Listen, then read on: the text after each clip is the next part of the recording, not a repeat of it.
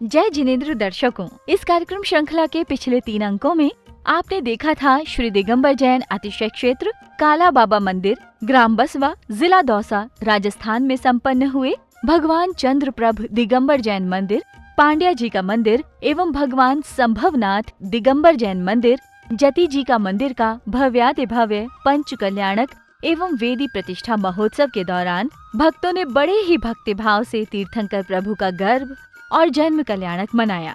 2 से 7 दिसंबर 2019 तक आयोजित हुए इस पंच कल्याणक प्रतिष्ठा महोत्सव में गुरुवर राष्ट्र संत सराकोद्धारक आचार्य श्री 108 ज्ञान सागर जी महाराज ससंघ एवं मुनि श्री 108 ज्ञेय सागर जी महाराज का सानिध्य प्राप्त हुआ। 4 दिसंबर 2019 को जन्म कल्याणक की क्रियाएं संपन्न कर भक्त 5 दिसंबर 2019 को पुनः कार्यक्रम स्थल पर उपस्थित हुए। प्रातः काल की पावन बेला में भक्तों ने सर्वप्रथम श्री जी का अभिषेक किया।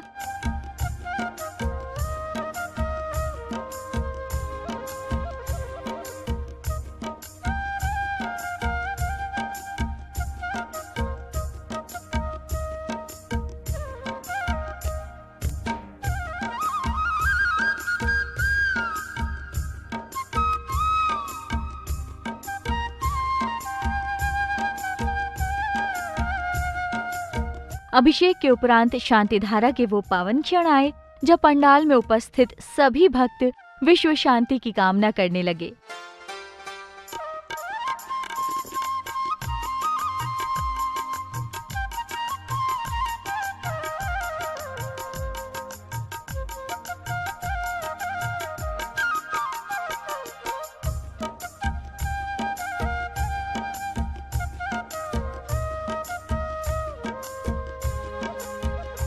शांति धारा के उपरांत इन भक्तों ने प्रभु की पूजा अर्चना प्रारंभ कर दी।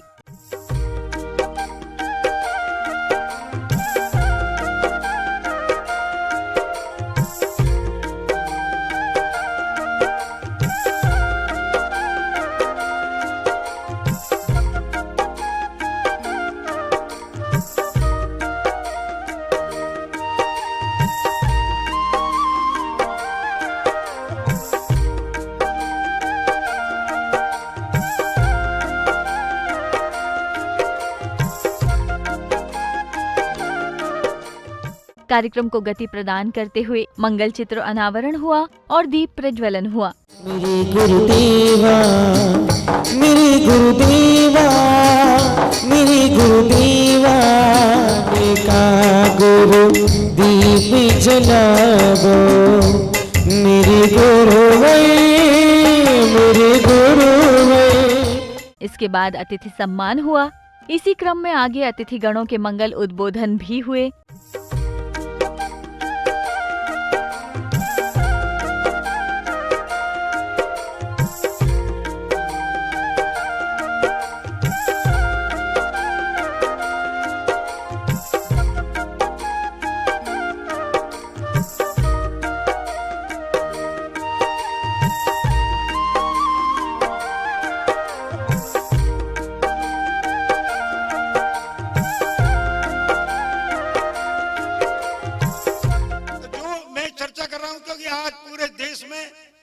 गौओं के प्रति भी एक बहुत बड़ी लोगों की सोच है और किसान भी चाहता है कि गौओं की रक्षा हो। और इस मेवात के क्षेत्र में जहाँ से हम रहने वाले हैं वहाँ गौओं का एक बहुत बड़ा वध होता है। प्रशासन भी कोशिश करता है गौओं के वध को रोकने की कोशिश करें। और वहाँ हमारे यहाँ इन 4 सालों में उस मेवात में 4 बहुत बड़ी बड़ी गौशालाएं बनी है। जितना हो सकता है गौ को पालिए। अगर कहीं पे भी आपको गौ दिखती है, अगर घूम रही है तो उसको लेके और गौशाला तक पहुंचाइए। अभिवादन करूं इन शब्दों में मैं उनके चरणों में शीश नवाऊं कि मेरे जैसे राजनीतिक सामाजिक बालक को उन्होंने जीवन को बताने का जो संदेश दिया है, मैं अपने जीवन में निश्चित रूप से आपके विचारों को आगे बढ़ाने का काम करूंगा। और आप देखेंगे गौशाला का जो आज वहाँ दिखता है वास्तव में पूरा स्वर्ग वहाँ पर दिखता है। ये सब कैसे हुआ? आप जैसे श्रेष्ठ संतों के कारण। तत्पश्चात भक्तों ने पूज्य गुरुदेव की मंगलवाणी को श्रवण किया। निश्चय ने से तो पुण्य पाप दोनों एक है, लेकिन व्यवहार ने से पुण्य कर्म के उदय में भगवान की भक्ति की भावना बनती है। पुण्य कर्म के उदय में अभिषेक, पूजा, इंद्र इंद्राणी बनकर के पंच कल्याणक प्रतिष्ठा महोत्सव में पंच कल्याणक पूजन करने का अवसर मिलता है। यह धार्मिक रुचि पुण्य कर्म के उदय में होती है, और पाप कर्म का जब उदय होता है तो विपरीत दशा बनती है। वह व्यसनों की ओर जाता है, पापाचोर की ओर जाता है। पुण्य कर्म के उदय में जीव रक्षा की भावना, गौ रक्षा की भावना, गो सेवा की भावना, और जैन धर्म तो केवल गौ रक्षा की बात नहीं करता है, जैन धर्म तो प्राणी मात्र की रक्षा की बात करता है। कार्यक्रम को गति प्रदान करते हुए अतिथि सम्मान के शेष क्रम को पूर्ण किया गया।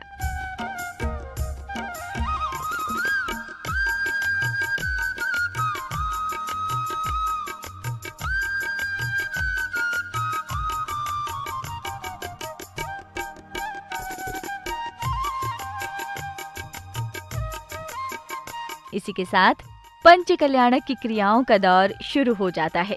राजकुमार आदि कुमार के विवाह की तैयारियां की जाने लगती हैं। इस संदर्भ में राजकुमार आदि कुमार की बारात निकाली जाती है।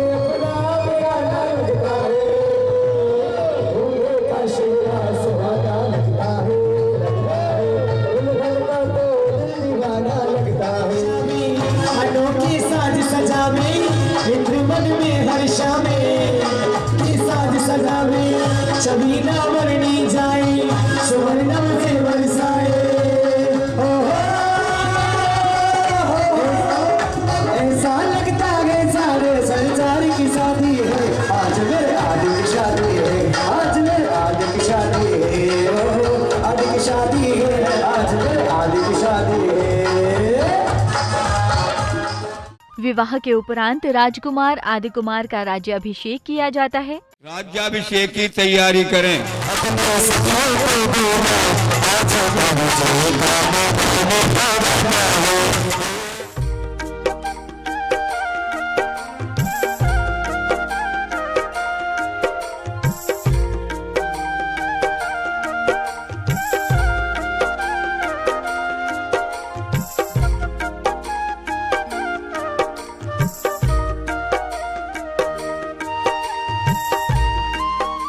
देश देशांतर के राजाओं द्वारा राजा नाभिराय को भेंटें समर्पित की जाती हैं।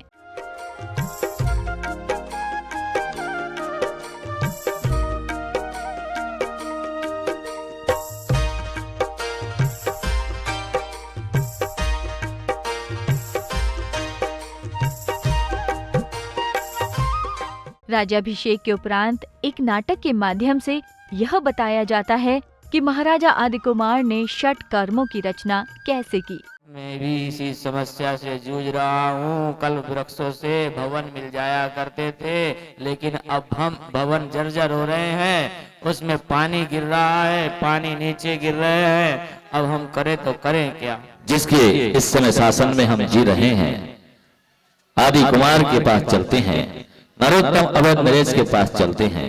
यंत्र, इसका अगला भाव नुकीला होता है। पीछे एक दंड है, उसको पकड़ के आप जब घुमाओगे तो हिंसक जानवर आपके पास नहीं आएंगे। लेकिन ध्यान रखना, ये अपनी आत्मरक्षा के लिए प्रयोग करना, क्षत्रिय धर्म का पालन करना। किसी भी जीव को आपके इस यंत्र से परेशानी ना हो। पंच परमेष्ठी के वाचक शब्द रूप यह ओम आप ताड़पत्रों के माध्यम से, शाही के माध्यम से आप लिखना प्रारंभ करेंगे तो शास्त्र का निर्माण होगा, उन शास्त्रों को पढ़ के दूसरों का और आपका खुद का स्वयं का कल्याण होगा। जाओ पार्थ, आपका कल्याण हो। ये कृषि यंत्र है, यंत्र, इसको हल बोलते हैं। इसमें 2 बैल लगते हैं, वृषभ लगते हैं। बैल है, वृषभ, बैल हो। वाह, और ये बीज है, ये बीज आप इसके अंदर डालोगे तो एक बीज के 1000 बीज उत्पन्न होंगे, जिससे आपकी क्षुधा, पिपासा, भूख की जो वेदना है, जिससे आप ग्रसित हैं, उससे आप निजात पाओगे।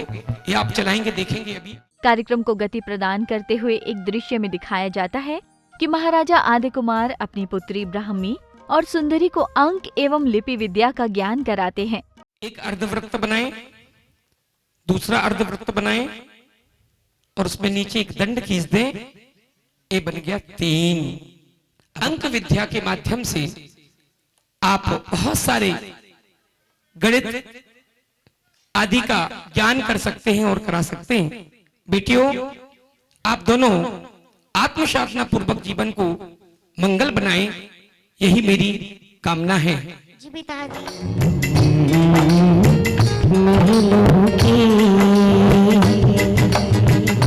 नृत्य करती हुई नीलांजना कुछ ही क्षणों में मरण को प्राप्त हो गई। ये दृश्य देखकर महाराजा आदि कुमार को संसारी जीवन असार लगने लगा। संसार के सभी विषय भोग व्यर्थ लगने लगे और उन्हें वैराग्य उमड़ आया।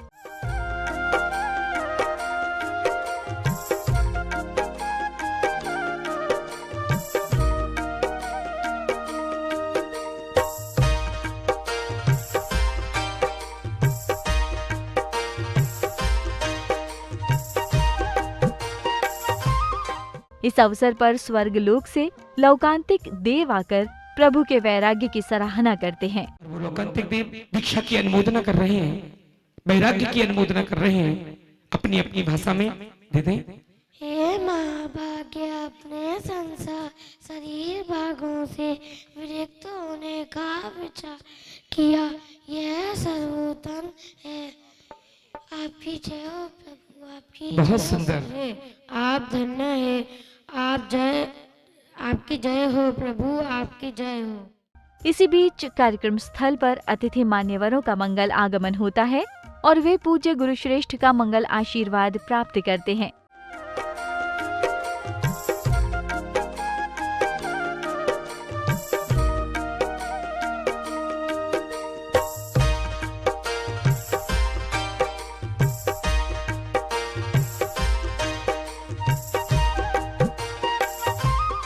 इतने में ही महाराजा आदि कुमार राजपाट, घर द्वार सब कुछ छोड़कर वन की ओर प्रस्थान कर जाते हैं।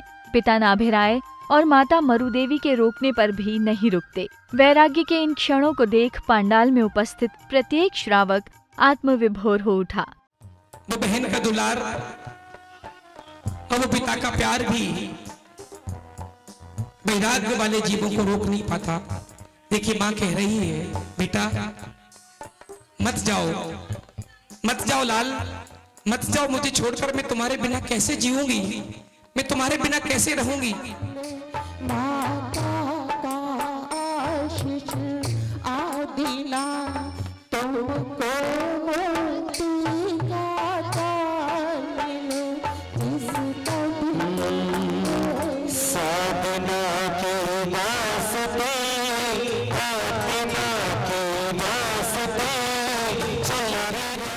महाराजा आदि कुमार के वन में पहुंचने पर उनकी दीक्षा संस्कार की क्रियाएं संपन्न की गयी। दीक्षोचित सामग्री स्थापनाएं, पुष्पांजलि क्षिपामि। नमः सिद्धेभ्यः, नमः सिद्धेभ्यः। ओम ह्रीं श्रीमनादि मुन्मंत्री पो नमः श्री प्रक्षालनम करोमि। प्रथमोपरि पुष्पांजलिं क्षिपामि। देखिए, बहुत सुंदर पिच्छी भगवान की बनकर आई है, महामुनिराज की। पीछे रे पीछे इतना बता, तुम कौन सा पुण्य किया है। पिच्छी का प्रदानम कुर्युः आचार्य श्री खुद स्थापयाम करोमि। चलिए, अब ओम ह्रीं मेहार्ति बादर कसाय किट्टिकरण संस्कार स्मृतु, ओम ह्रीं मेहार्ति सूक्ष्म कसाय किट्टिकरण संस्कार स्मृतु, नमोस्तु भगवन, नमोस्तु भगवन। साथ ही नव जिन बिंबों की प्रतिष्ठा की क्रियाएं भी की गईं।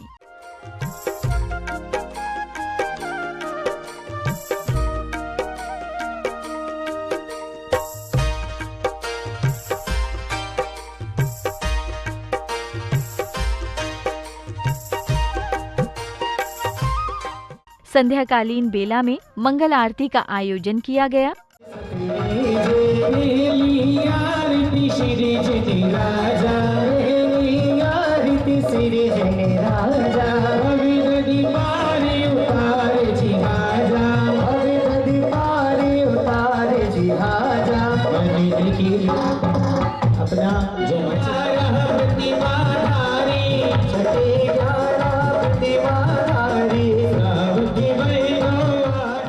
तत्पश्चात आदरणीय ब्रह्मचारिणी दीदी जी का मंगल उद्बोधन हुआ। क्षेत्र में अगर कोई हमारे द्वारा अपराध हो जाता है, कोई पाप हो जाता है, कोई गुनाह हो जाता है, तो आचार्य कहते हैं, नीतिकार कहते हैं, उस पाप के बोझ को भगवान के चरणों में आकर के निंदा गरहा करके बोझ कम कर सकते हो। और इस क्रम में कवि सम्मेलन का आयोजन किया गया। पवित्र मन से पवित्र समय में हम डॉक्टर निरंजन से निवेदन करें कि वे पवित्र संगीत शब्द का इस सदन में पैदा करें। डॉक्टर निरंजन। इनका आना इस तीरथ पर सचमुच बड़ा अचंभा है। जैसे घोर अमावस में निकला पूरा चंदा है। ये मोक्ष महल के सौदागर, ये मोक्ष महल के सौदागर, अरे इस तीरथ पर आए हैं, हम क्या सेवा कर सकते हैं? स्वयं देवता आए हैं। दुख दर्द समझने को दिल में पीर चाहिए, अग्नि को बुझाने के लिए नीर चाहिए। अणुबमों के स्टाकों से हिंसा मिट नहीं सकती, हिंसा को मिटाने को महावीर चाहिए। कल इसी समय इस कार्यक्रम की अगली कड़ी के साथ हम फिर हाजिर होंगे। तब तक के लिए दीजिए हमें इजाजत। जय जिनेंद्र।